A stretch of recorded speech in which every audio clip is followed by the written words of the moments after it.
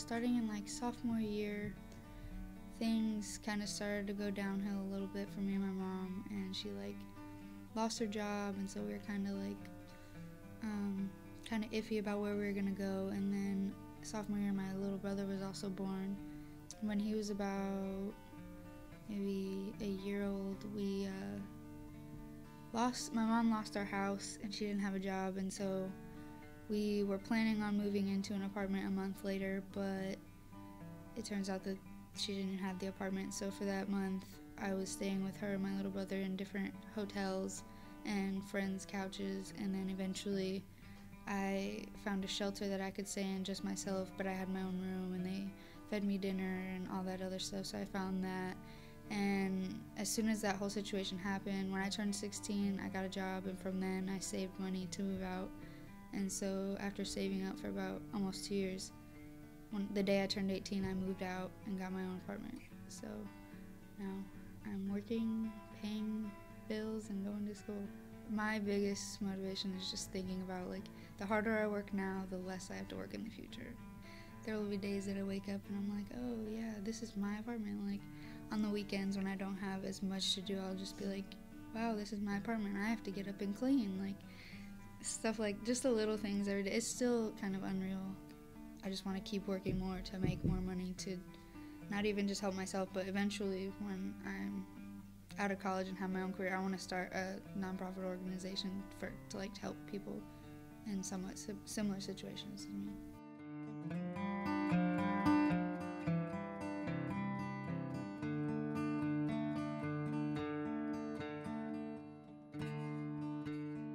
I do volunteer work through mostly two organizations, which is Ascend through AKAs and 4-H. I am in a 4-H group, which is BOOM, standing for Becoming Our Own Motivation. We mostly pick community service for the more people who need it, like young children who don't have as much attention as they need, elderly in nursing homes, things of those sorts. Like at the nursing home, us being there, we play bingo with them. I didn't write that on my paper, but we play bingo with them over the Christmas time. We play bingo and sang Christmas carols, got them gifts through 4-H, and like the joy on their faces like was unbelievable. Like just them getting one gift, like everybody put in on the gifts. It was just like, they were like, oh my gosh, for me? And we're like, yeah, for you. It was unbelievable how special they felt. Like you could tell in their faces. My uncle recently was homeless. He actually almost passed away from sleeping on a bed outside, like trying to have a heater connected. It's, yeah, a lot of extra stuff. I'm sorry. Sorry, this is emotional for me. Like that, and I don't like to see people in that position. When I go to college, I plan to be involved in their community as much as I am here. I hope to be able to find one of their like clubs or groups I can join and be able to, you know, give them some of the ideas that they might not have had as I have when I'm here. And if not, being a freshman, I'm just gonna have to create a club and they're gonna have to be okay with it.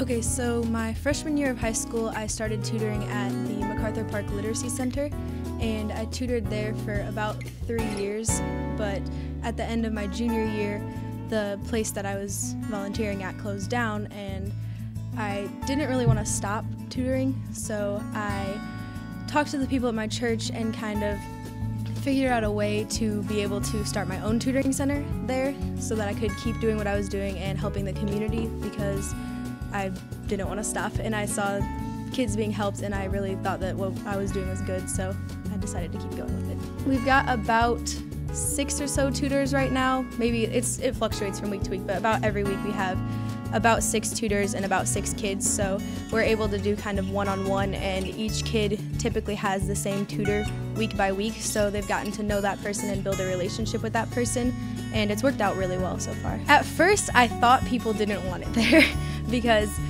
there were a lot of kids who had never been there before coming in, and I thought people might see it as invaders, but through talking to people, I had figured out that when we started doing all of the community events and things like that, their original intention was actually to have a tutoring center. And a lot of people had kind of talked about it, but no one ever actually got it started. So people ended up being glad that I had done that because they had wanted to, but no one ever actually took action and did it. I started with one girl because she needed math help a lot, but then she ended up needing more reading help, so now she's working with someone else who does more reading stuff. But for the past couple weeks, I've been working with 2 girls who are in 5th grade on kind of the same subjects, and actually they said they had their test last week and they both got A's on it, so now they get a pizza party. So it's cool to be able to see growth with one kid throughout a while after you've been helping them, because it feels like it actually pays off, which is really nice.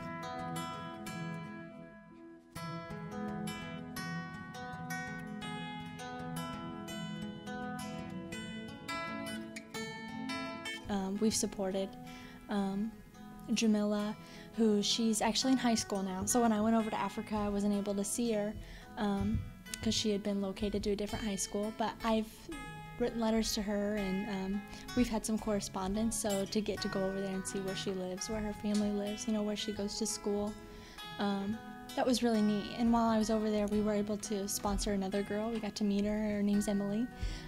So I've got to, you know, make new partnerships through that experience, but just also yearning to just see new culture and a new life. And I actually got to do fluoride treatments while I was over there, which was really neat.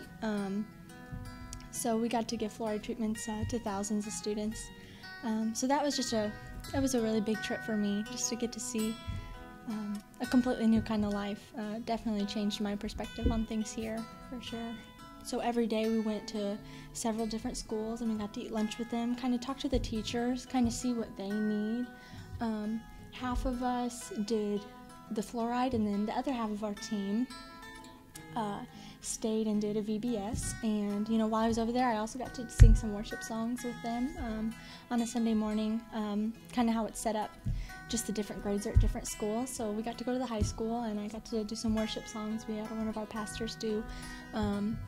Got to lead a service, and it was a really neat experience. So big part of the trip was just spending time with the kids over there and the people over there, and just getting to kind of feed into their lives, but it's neat how much they also feed into our lives as well. A big one for me would just be continuing to go on more mission trips. I want to go more places for sure. I want to see more things, and I like to travel. I like to spend, you know, that money and that time knowing it's, you know, for something. So for sure, just continuing to be involved in mission trips and stuff. And I've been at Westside my whole life, and I've loved it. You know, my parents have gone there for a really long time, but it'll always be important to me just to be plugged into a church and just volunteering there, because it's just such great support.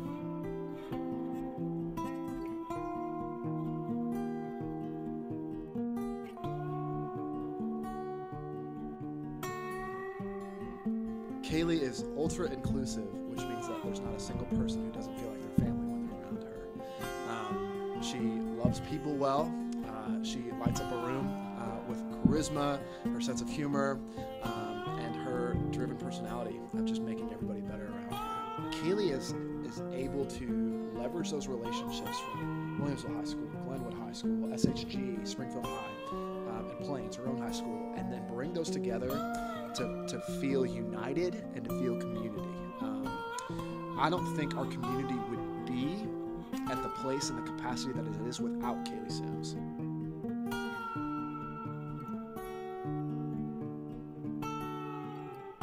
In October 2014, I think, I was diagnosed with leukemia, and the Make-A-Wish Foundation, they came to me and they asked what I wanted, and I told them I'd think about it. They offered me like trips to Disneyland and all sorts of stuff, a Mustang, and I just told them I'd think about it.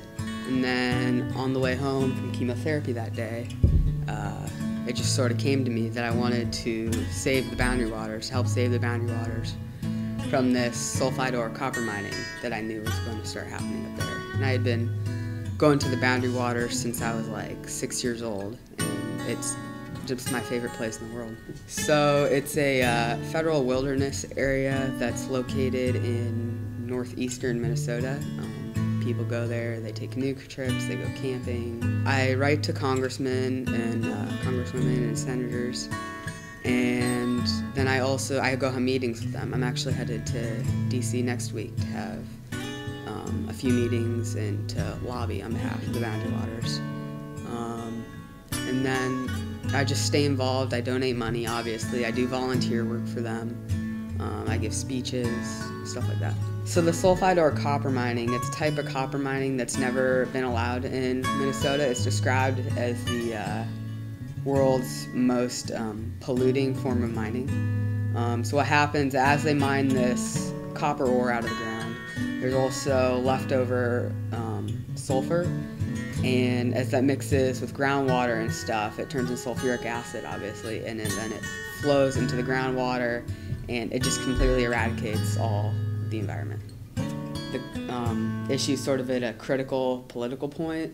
The Trump administration is very anti this issue. They're more in favor of the money that'll come from the mining without really looking to the long term and seeing that ultimately, even though the mining gives more money short term, it'll destroy all the main industries up there in the long term.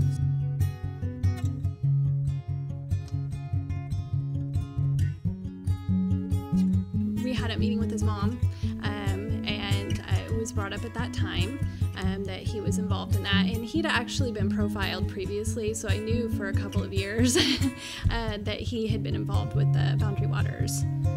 He's very humble, and he has a great sense of humor. I mean, those two things really stand out about him. You would never know that he does all of this on the side just by his presence in the classroom. I mean, he keeps it a very low profile aspect of his life.